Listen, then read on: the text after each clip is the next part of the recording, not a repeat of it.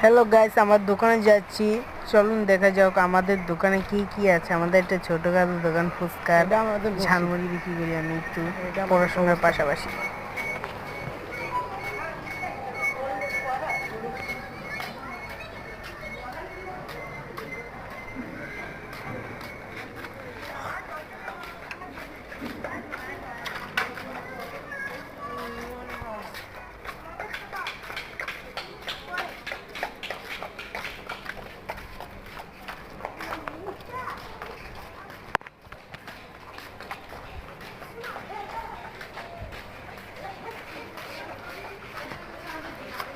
ওই দেখেন ভাই আমাদের দোকান, ওই জায়গাটা।